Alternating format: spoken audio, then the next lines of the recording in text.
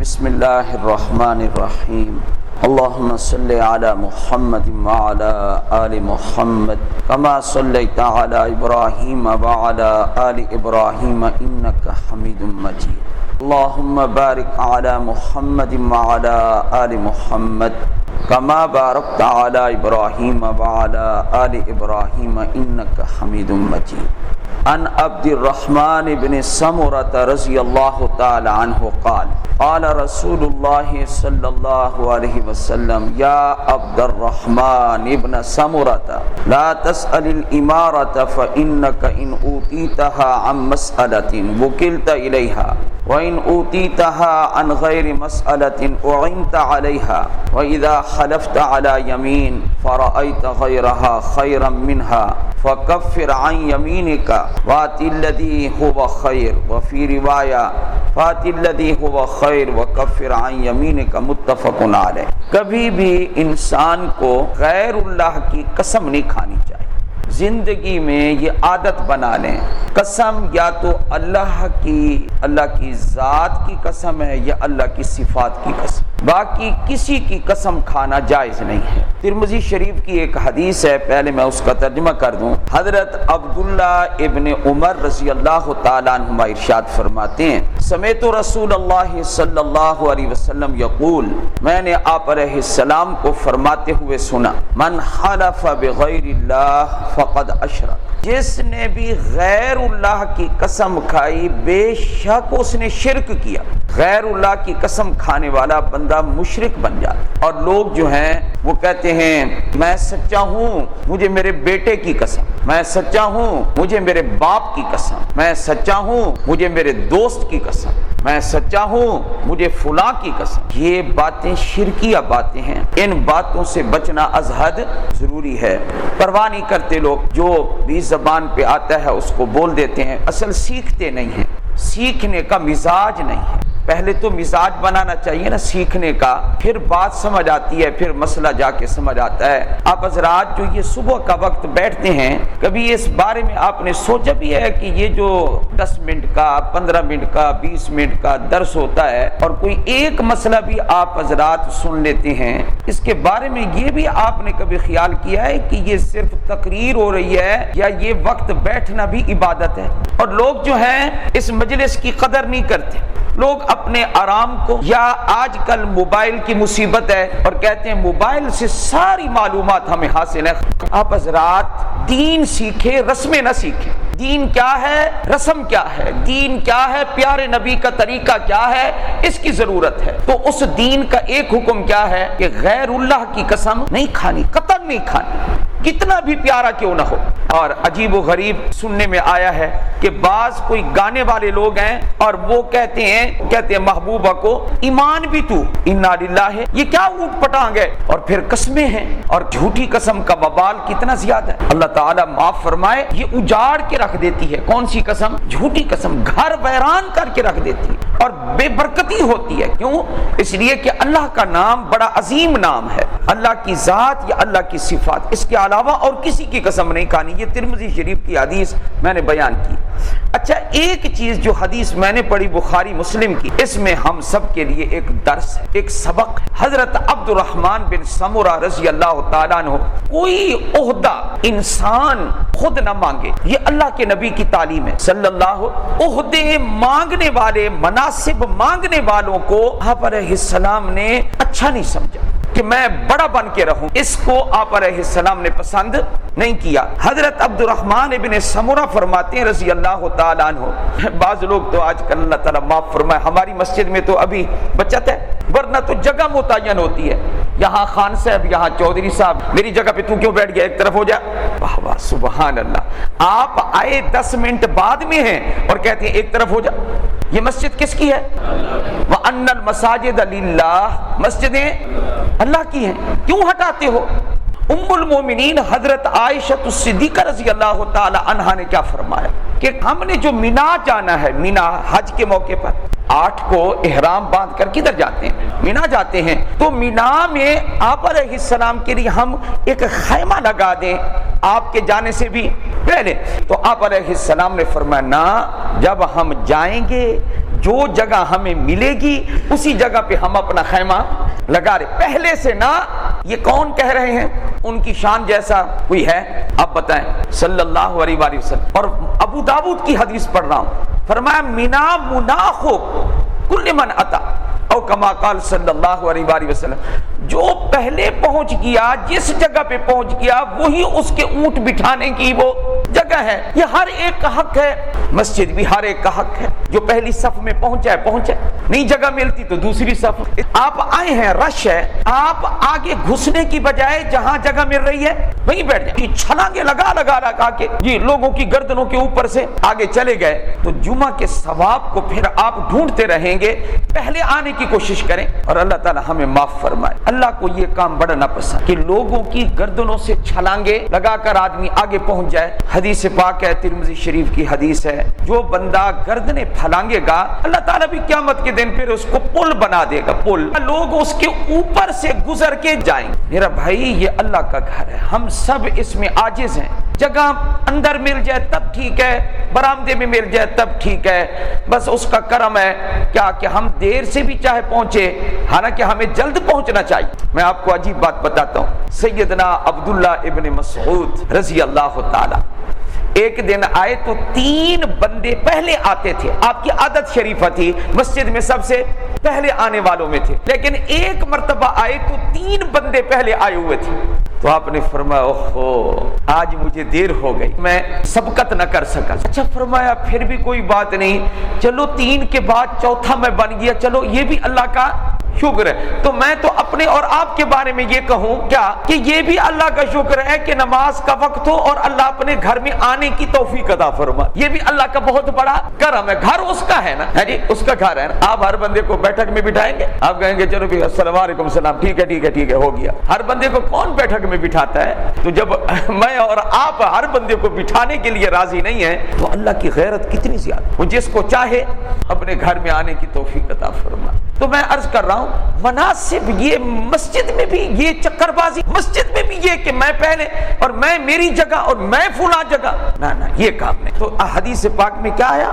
فرمایا قال رسول اللہ صلی اللہ علیہ وسلم یا عبد الرحمن ابن سمرہ، اے عبد الرحمن بن سمرہ۔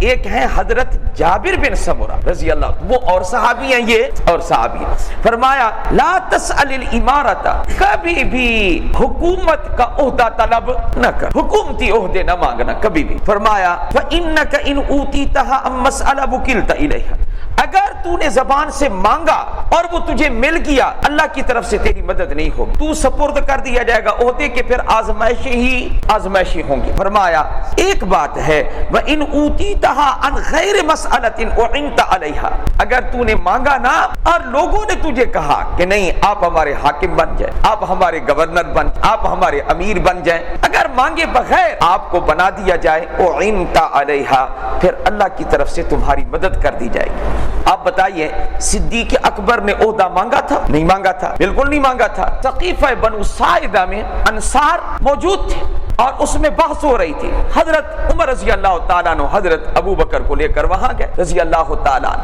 انہوں نے کہا جی ایک امیر انصار میں سے ہوگا، ایک امیر مہاجرین میں سے ہوگا۔ پھر حدیث سنائی، فرمایا کہ نہیں ایسا نہیں ہو سکتا، الائمۃ من قریش، امام ہمیشہ قریش میں سے ہوگا، اور حضرت ابو بکر صدیق قریش میں سے تھے۔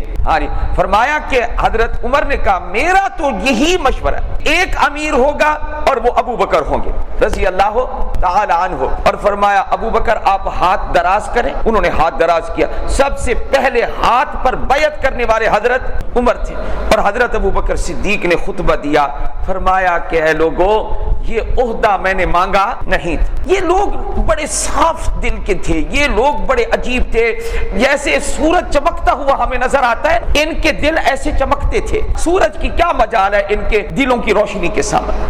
اللہ نے ان کے دل میں نور نبوت رکھا تھا، حضور کی تعلیمات والا نور اللہ نے ان کے دلوں میں رکھا تھا، کہ ان کے دلوں میں اصحاب رسول صلی اللہ علیہ وسلم۔ تو کیا فرمایا؟ کبھی حکومتی عہدہ نہ مانگنا۔ وَإِذَا حَلَفْتَ، آج کا یہی موضوع ہے، وَإِذَا حَلَفْتَ عَلَى يَمِينٍ فَرَأَيْتَ غَيْرَهَا خَيْرًا مِنْهَا فَكَفِّرْ عَنْ يَمِينِكَ۔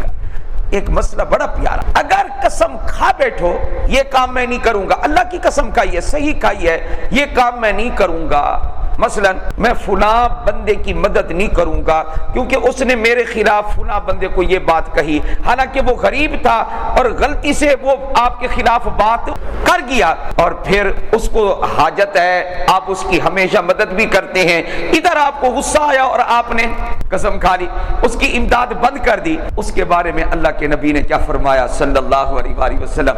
فرمایا ایسا نہ کرنا، کفارہ قسم ادا کرو اور وہ کام کرو جو بہتر ہے۔ حضور کی یہ تعلیم، یہ تو میں نے مثال دی ہے امداد کی، میں نہیں بولوں گا، حالانکہ آپ قسم توڑیں، کفارہ قسم ادا کریں اور بولنا شروع کریں۔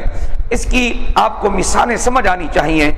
اللہ کے نبی صلی اللہ علیہ وآلہ وسلم کی عادت شریفہ کیا تھی؟ آپ علیہ السلام نے ہر رات تقسیم کر رکھی تھی، یہ رات حضرت عائشہ کے پاس، دوسری رات جو ہے حضرت حفصہ کے پاس رضی اللہ تعالی عنہن، تمام ازواج مطہرات کے لیے وقت تقسیم تھا، لیکن روزانہ عصر کے بعد مغرب سے پہلے تمام بیویوں کے گھروں میں جا کر ان سے خیریت پوچھتے تھے، ضرورت پوچھتے تھے، یہ روزانہ کا چکر لگتا تھا۔ کس کے بعد؟ عصر کی نماز کے بعد۔ رات جہاں ٹھہرنا ہوتا تھا وہ تو ٹھہر نہیں ہے، لیکن عصر کے بعد مغرب سے پہلے پہلے یہ عمل ہے کہ تمام بیویوں کے پاس جا کر آپ علیہ الصلوۃ والسلام۔ اب ہوا یہ کہ آپ کا چکر روزانہ ہے عصر کے بعد، ایک دن تاخیر ہو گئی اور حضرت زینب رضی اللہ تعالی عنہا نے آپ کو شہد پلا دیا۔ شہد پینے میں تھوڑی سی تاخیر، تھوڑا وقت، مثلا 2 منٹ آپ ہر جگہ بیٹھتے تھے تو وہاں 3 منٹ لگ گئے، جہاں شہد آپ نے پیا تو 3 منٹ لگ گئے۔ حضرت عائشہ رضی اللہ تعالیٰ عنہ، حضرت حفصہ رضی اللہ تعالیٰ عنہ ام المومنین، انہوں نے کہا حضور اکرم صلی اللہ علیہ وسلم نے زیادہ وقت دیا ہے، اب ہم آپ کو زیادہ وقت کہیں اور نہیں دے۔ جب آپ صلی اللہ علیہ وسلم آئے تو آپ کو انہوں نے کہا کیا آپ نے مغافیر تو نہیں کھایا؟ مغافیر ایک گون تھا اور مغافیر میں کچھ جو ہے وہ عجیب سی اس کی بو ہوتی ہے، تو آپ علیہ السلام نے فرمایا میں نے وہ تو نہیں کھایا، البتہ میں نے شہد پیا ہے۔ اچھا شہد پینے سے بھی ایسے ہی کوئی کیفیت پیدا ہو رہی ہے، کوئی تمہیں محسوس ہو رہا ہے؟ اچھا چلو میں قسم کھاتا ہوں کہ میں جو ہے شہد نہیں پیوں گا۔ اب آپ علیہ السلام نے وہ شہد کے بارے میں قسم کھا، اب ادھر قسم کھانی تھی کہ اللہ تعالیٰ نے قرآن کریم کی سورت نازل، اللہ اکبر کبیرہ، یا ایھا النبی لم تحرم ما احل اللہ لک تبتغی مرضات ازواجک واللہ غفور رحیم قد فرض اللہ لکم تحلۃ ایمانکم واللہ مولاکم وہو العلیم الحکیم۔ اے نبی صلی اللہ علیہ وسلم، کیا پیارا انداز ہے، لم تحرم ما احل اللہ لک، کیوں حرام کرتے ہیں جس کو اللہ نے آپ کے لیے حلال کیا؟ کیا پیارا انداز ہے یہ، کیوں حرام کرتے ہیں آپ؟ اس لیے ہمارے استاد حضرت مولانا سرفراز خان صاحب صفتر رحمہ اللہ فرماتے تھے التحریم والتحلیل مختصان باللہ، تحلیل اور تحریم کا اختیار صرف اللہ تعالیٰ کو۔ اچھا یہ پوچھا کیوں حرام کرتے ہیں؟ یہ آپ کو حرام نہیں کرنا چاہیے۔ اچھا آگے اللہ نے خود ہی وجہ بیان کر دی، تبتغی مرضات ازواجک، اپنی بیویوں کی خوشنودی حاصل کرنے کے۔ اچھا چلو اب یہ معاملہ ہو گیا، واللہ غفور الرحیم، سبحان اللہ، اللہ نے کہا میں نے بخش دی، یہ انا فتحنا لک فتحا مبینا لیغفر لک اللہ ما تقدم من ذنبک وما تأخر، اگلے پچھلے سب معاف کر دیے، آپ کو بخشا بخشایا ہم نے بنا دیا۔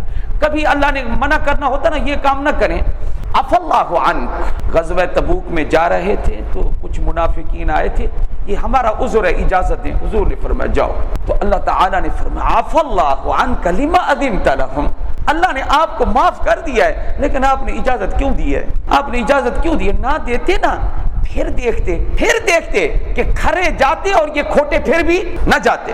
یہ ہے سورۃ توبہ، اللہ تعالیٰ نے 10ویں پارے میں ذکر کیا۔ کسی بھی حلال چیز کو حرام کرنا یہ بھی قسم ہے اور پھر اس کے لیے کفارہ ادا کرنا ضروری ہے، اور قسم کا کفارہ کیا ہوتا ہے؟ آدمی سے کبھی غلطی ہو جائے، پہلے نمبر پہ قرآن نے ذکر کیا تحریر و رقبہ، غلام آزاد کرو۔ آج کل غلام نہیں ہے، آپ آزاد نہیں کر سکتے۔ دوسرا طریقہ یہ ہے کہ 10 مسکینوں کو صبح شام، اور یہ قسم توڑنے کا کفارہ ہے، یہ روزے توڑنے کا نہیں ہے۔ روزہ توڑو گے تو وہ 60 وہ اور ایک قضا کا 61، وہ الگ مسئلہ ہے، یہ الگ مسئلہ ہے۔ تو 10 مسکینوں کو کھانا کھلا دو، اور کسوتہم، جی اگر کھانا نہیں ہے کپڑا ہے، کپڑے والے ہو تو 10 مسکینوں کو ایک ایک جوڑا دے دو نا، کپڑا پہنا دو۔ اللہ تعالیٰ نے یہ 3 صورتیں ذکر کرنے کے بعد اور 2 وقت کا کھانا معتدل انداز میں وہی ہے جو صدقۃ الفطر کی مقدار ہے. آج کل جی کیا 200 روپے، 100 میں 2 روٹیاں 3 روٹیاں اور کچھ چنے کی پلیٹ گزر بسر ہو جائے گا نا. 100 روپے صبح کا کھا لے گا اور 100 روپیہ، لیکن ایک مسکین کو نہیں کھلانا. کتنے کو؟